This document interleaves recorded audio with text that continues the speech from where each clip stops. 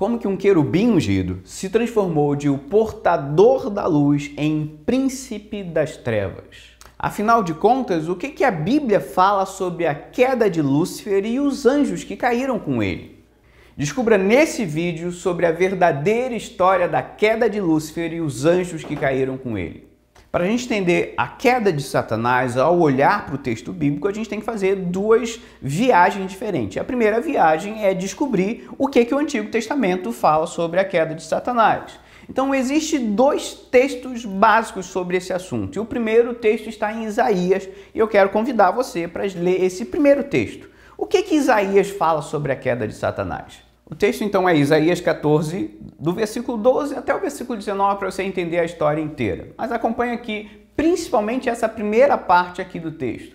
Como você caiu dos céus, ó estrela brilhante, filho da alvorada, foi lançado à terra, você que destruía as nações, pois dizia consigo, subirei aos céus e colocarei meu trono acima das estrelas de Deus, dominarei no monte dos deuses, nos lugares distantes do norte, subirei aos mais altos céus e serei como o Altíssimo. Então, essas expressões é que fazem com que esse rei seja comparado com Satanás. Mas acompanhe um pouquinho a leitura do texto. Em vez disso, será lançado ao lugar dos mortos, ao mais profundo abismo.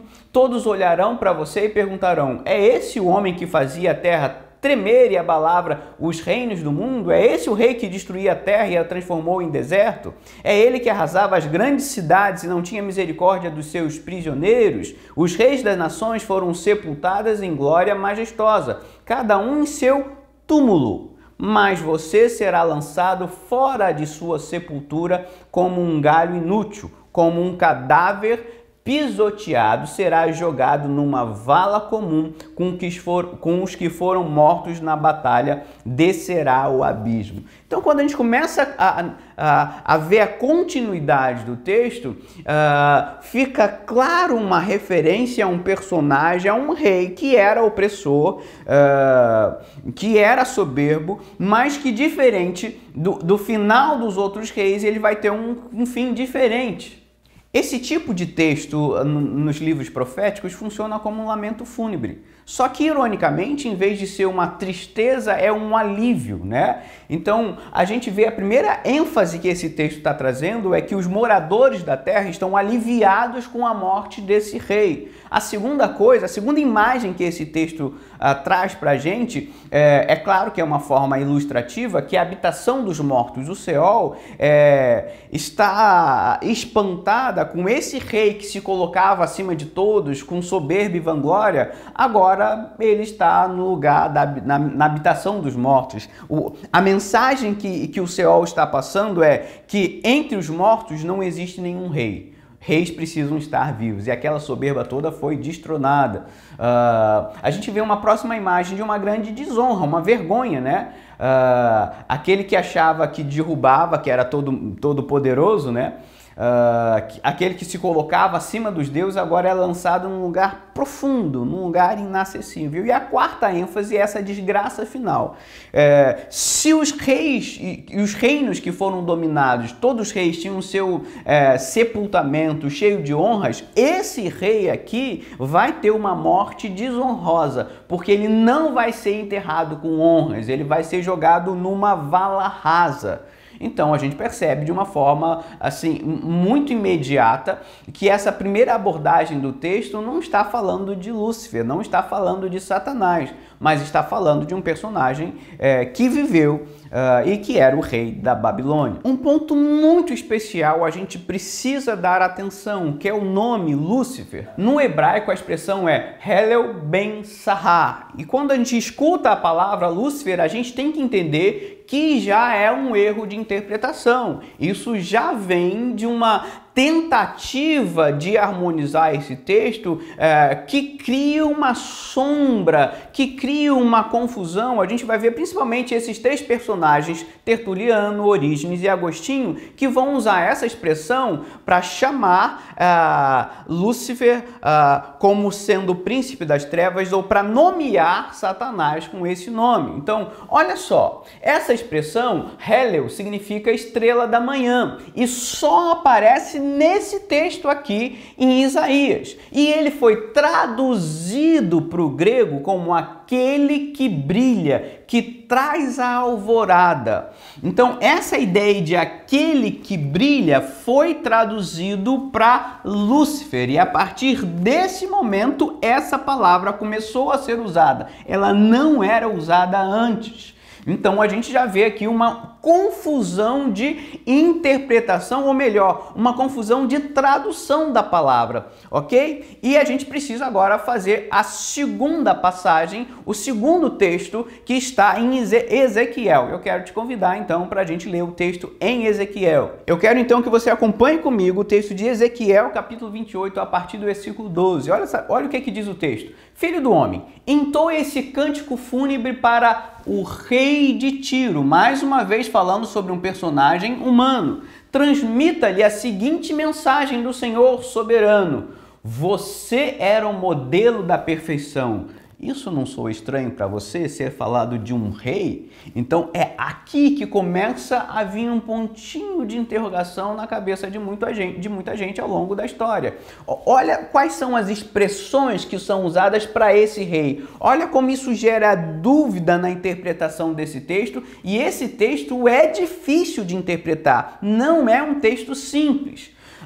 Então a primeira referência, você era um modelo de perfeição, cheio de sabedoria e beleza. Olha a próxima afirmação, estava no Éden, o jardim de Deus. Quem que estava no Éden? O rei de Tiro estava no Éden? Então percebe como isso começa agora a ficar mais confuso? O jardim de Deus. Suas roupas eram enfeitadas como todas as pedras preciosas, rubi, topázio, esmeralda, crisólito, ônix, jaspe, safira, berilo e turquesa, todas trabalhadas com cuidado para você sobre o ouro mais puro.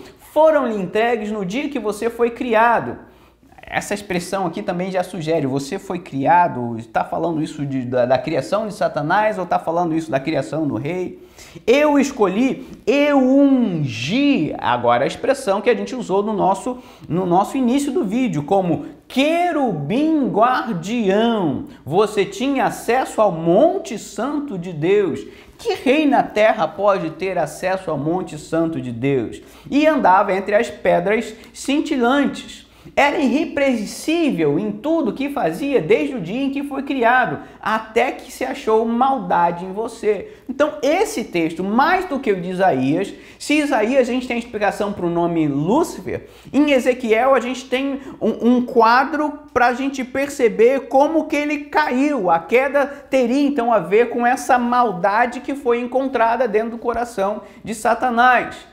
Agora, quando a gente acha que a gente já entendeu, parece que o texto tem mais uma reviravolta. Seu rico comércio o levou à violência.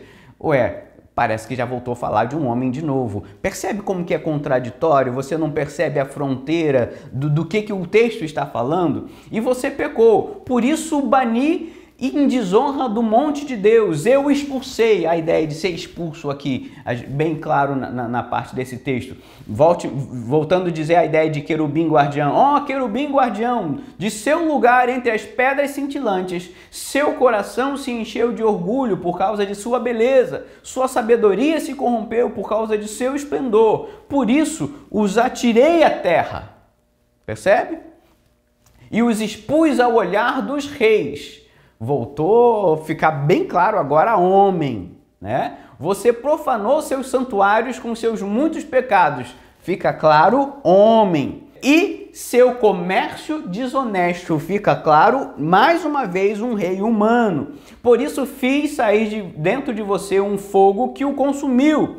Reduziu a cinzas no chão, à vista de todos que observavam. Todos que conheciam estão horrorizadas com seu destino. Você chegou a um terrível fim e não mais existirá. Então, mais uma vez, não mais existirá, também não está falando de Satanás, está falando de um rei. Então, historicamente, a gente percebe que essas características que a gente sabe que são aplicáveis a Satanás, a gente vê delimitada aqui de uma forma muito interessante, com palavras, expressões muito vivas. Mas eu quero considerar algumas coisas ainda com você sobre esse texto. Mais uma vez, a gente está falando de um lamento fúnebre que vem carregado, acompanhado de um espanto. E é um discurso de julgamento, né? A arrogância de humana está sendo retribuída pelo julgamento divino, né? E está sendo destinada ao rei de Tiro. Então, inicialmente, também o texto de Ezequiel está destinado a um homem, mas existe, como a gente percebeu, algumas expressões que são suspeitas. Jardim do Éden, caiu do monte, guardião querubim. Então, existem expressões suspeitas que dão a entender que se fala de um ser espiritual. Será que é espiritual? Será que é humano? Percebe que a gente fica meio que no meio do caminho, sem saber se é humano ou não é humano? A gente precisa entender necessariamente dessa queda desse rei acontece por conta da arrogância de uma figura gigantesca. Esse que se achava tudo virou nada. Isso está muito claro no texto, não tem como fugir. Esse que se achava muito grandão foi pulverizado a nada. Essa autoestima do pecador é contrastada com a humilhação que o aguarda. A gente tem aquele ditado popular, diz: quanto mais alto, maior a queda. O rei de Tiro reivindica para si a autoridade, o trono e a inteligência dos deuses. Então, é um personagem inicialmente humano, presta atenção nisso, é um personagem inicialmente humano que está reivindicando uma sabedoria dos deuses, né? O rei considerou seu coração, a sua mente, igual a dos deuses. Essa presunção está sendo provocada, né? O rei de Tiro é o sinete. Sinete é um adorno que servia para autenticar as cartas, um documento oficial, além de ser um símbolo de autoridade ou autenticidade. Então, a Bíblia está dizendo que o rei de Tiro era um sinete, alguém que confirmava a autoridade de Deus na forma que ele julgava. A gente sabe que o texto bíblico diz que toda autoridade é constituída por Deus, nesse sentido. E a gente pode ver claramente que a glória subiu para a cabeça, né? O aumento da atividade comercial aumentou a injustiça. E esse aqui é o ponto muito central do texto. Ele faz muitas referências ao comércio e que por conta desse comércio alguma coisa errada aconteceu. A gente vai ver aqui alguns ecos da criação de Adão nesse texto. A gente pode separar isso aqui em alguns pontos. Esse personagem foi criado por Deus, ele era divinamente autorizado para governar no jardim, isso aqui que causa bastante embaraço. Como que alguém vai ser chamado para governar no jardim? Daí a ideia de que Satanás já estava antes na presença de Adão e Eva no jardim. Não satisfeito com um status de Adão, que seria alguma coisa perto de homem, né? Ele reivindicou a divindade. Então, mais uma vez, estamos falando do rei Tiro, do homem. E foi punido com a humilhação e morte. A provocação que eu preciso fazer para você nesse ponto é sobre a improbabilidade. O que eu estou querendo dizer? Que os judeus que pegaram a Bíblia naquela época, que pegaram e leram Isaías, que pegaram e leram Ezequiel, essas pessoas no passado, dificilmente elas entenderiam que esse texto faria algum tipo de alusão a Satanás nesses lugares, nesses textos. Isso é de uma improbabilidade muito grande. Até mesmo porque a própria ideia de Satanás não está tão clara assim, a gente não tem tantas referências, até mesmo porque a gente tem duas outras referências claras de Satanás no Antigo Testamento. A primeira em João 1,16, e quando aparece nesse texto, Satanás aqui não é identificado como nome, é como uma função, ou seja, quando aparece que Satanás veio de rodear a terra, não está falando de um nome, de um demônio, está falando da posição de alguém que acusa, alguém que tem o trabalho de ser adversário do povo de Deus. Então não seria um nome próprio, essa é a ideia. E o outro texto que a gente vai ver em 1 Crônicas 21:1, então o anjo me mostrou o sumo sacerdote Josué em pé diante do anjo do Senhor. Satanás, o acusador, mais uma vez aparece mais a ideia de função, que está cumprindo o papel do que um nome próprio, né? Ou um nome que identifica algum tipo de demônio. Também estava ali ao lado direito do anjo e fazia acusações contra Josué. Então são os outros textos mais claros que falam sobre Satanás no Antigo Testamento. Próximo ponto de partida é um pouco surpreendente, porque grande parte do que a gente repete, inclusive nas nossas igrejas, sobre Satanás, vem dos livros apócrifos. Muitas coisas que a gente escutou e que a gente repete não vieram dos textos bíblicos. Quando a gente já falou, os textos mais claros ou que não são tão claros assim é Ezequiel e Isaías. Mas a gente vai ver muita coisa no livro de Enoque, que é um livro que não está na Bíblia, né? E o texto de Enoque vai dizer: o nome do primeiro é Iecum, e ele foi quem seduziu todos os filhos dos santos anjos e fez com que descessem à terra, conduziu descaminhadamente a descendência dos homens. Iecum pode simplesmente significar o rebelde. Então, lá nesse texto de Enoque, vai fazer várias referências aos demônios, a toda essa ideia sobre essa queda, né? O nome do segundo é Quezabel. Percebe? Ele está dando nome para os demônios aqui, né? Então a gente vai ver um monte de nome para demônios saídos aqui dos apócrifos. O qual apontou o mau conselho aos filhos de santos anjos e conduziu a se corromperem seus corpos gerando humanos. Então, o objetivo não é se aprofundar em Enoque, mas eu trago aqui para você essa ideia de que existe nesses apócrifos muito conteúdo de que, às vezes, alguns pastores ou até mesmo que cai na sabedoria popular e a gente acaba repetindo como se estivesse na Bíblia e, na realidade, não está. Então, mais uma vez, outro nome aqui de demônio, aqui nesse texto 7 aqui, que esse demônio seduziu Eva e descobriu aos filhos dos homens os instrumentos de morte, o casaco de malha, o escudo e a espada para a matança, todo instrumento de morte para os filhos dos homens, né? Então está falando aqui que aquela serpente, né? Que aquela serpente era um demônio chamado Gadrel. Isso não está na Bíblia, isso está em Enoque, que é um livro apócrifo. Agora, a gente precisa entender que com isso a gente não está dizendo que a Bíblia não fala de Satanás. Não, isso seria um erro muito grave.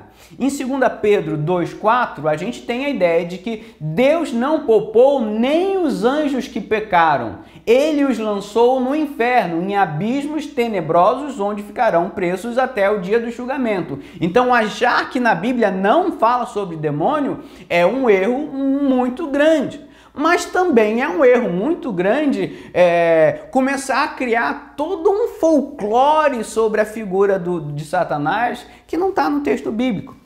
Ou ainda Judas 1, versículo 6. Também lhes lembro os anjos que não se limitaram à autoridade recebida, mas deixaram o lugar que pertenciam, e Deus os mantém acorrentados em prisões eternas, na escuridão, aguardando o dia de julgamento. Então, tanto em Pedro, Novo Testamento, quanto em Judas, Novo Testamento, existe a afirmação de que anjos caíram. A Bíblia diz como que eles caíram? Não diz. Só diz que eles caíram porque eles pecaram. Então, o motivo da queda dos anjos, isso inclui Satanás, é que eles pecaram. Então, a gente pode ver o pecado de Satanás é descrito de alguma forma no texto bíblico, que é a soberba, a rebelião, a rebeldia. Ele é o tentador, como diz em Mateus capítulo 4, né? Ele é o acusador, como diz Apocalipse capítulo 10. E por isso que a gente olha para aqueles textos do Antigo Testamento e a gente vê esses adjetivos, essas qualidades estão muito presentes tanto em Isaías como em Ezequiel.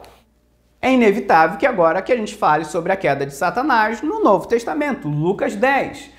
Portanto, para Tiro, ele repetiu lá o texto que a gente viu no Antigo Testamento, né? Sobre alguma coisa errada aconteceu aqui nesse lugar. Então, Tiro, a gente sabe que não é um lugar muito bonitinho na Bíblia, não, né?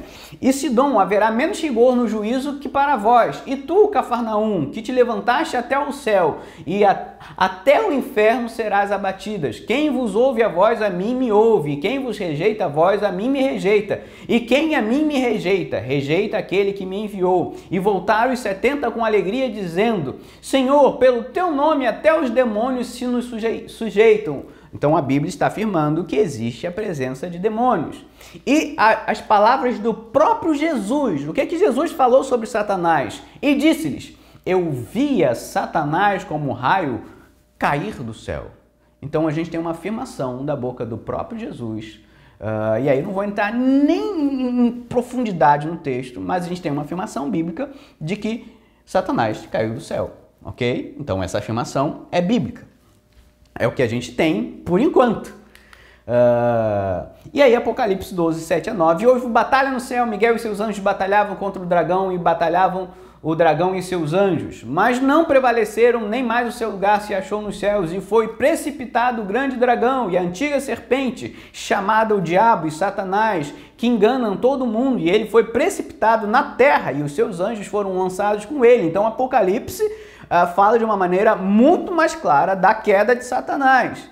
Então eu quero deixar uma provocação para você pensar. Reflita sobre isso. Esse texto de Apocalipse está falando sobre a queda de Satanás no início da história, ou esse texto está falando sobre a queda de Satanás no final da história, quando Jesus voltar para resgatar o seu povo? Qual faz mais sentido, no início da história ou no final da história? Seja como for, esse texto está falando sobre a queda de Satanás. Efésios 6, versículo 12. Pois nós não lutamos contra inimigos de carne e sangue, mas contra governantes e autoridades do mundo invisível, contra grandes poderes nesse mundo de trevas e contra os espíritos malignos nas esferas celestiais. E eu estou usando esses textos, então, para referendar como a Bíblia sim fala sobre a queda de Satanás, ou sobre Satanás de alguma forma, mas a minha provocação pastoral para você é dizer que os textos do Novo Testamento são suficientes para a gente saber tudo que a gente tem que saber sobre Satanás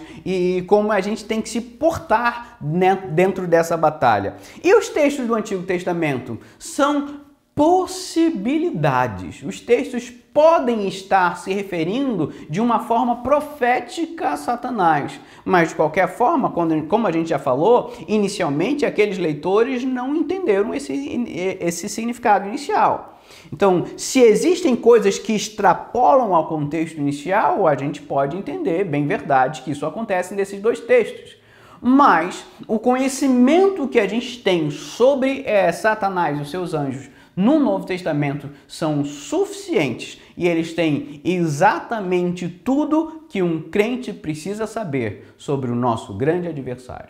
O que a gente tem em concreto nas nossas mãos são dois textos no Antigo Testamento que dão margens à interpretação, que eles ficam em suspensão, que é muito difícil fechar uma interpretação precisa. Então, no máximo que a gente pode dizer é que eles podem estar se referindo à queda de Satanás, eles podem estar, mas que no Novo Testamento a gente tem um conhecimento seguro e claro sobre o papel do inimigo das nossas almas.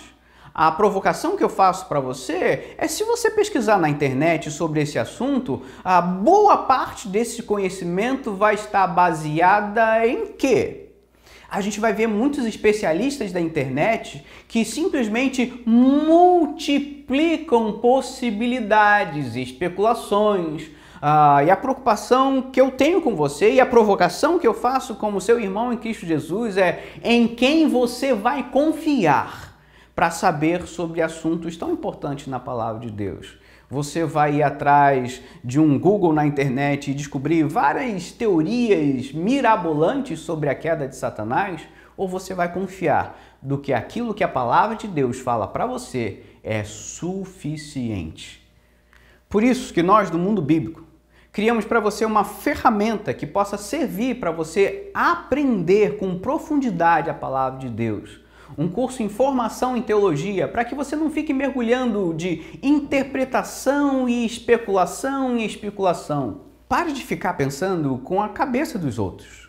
Por isso que nós do mundo bíblico não queremos que você pense exatamente como nós. A nossa intenção é que você pense a partir daquilo que nos sustenta, a própria palavra de Deus. Apenas a Bíblia precisa ser a sua regra de fé e prática. Visando isso, nós criamos o Plano Aluno, para que você possa simplesmente usar a palavra de Deus, nada mais do que a palavra de Deus. Clique no link e venha nos conhecer.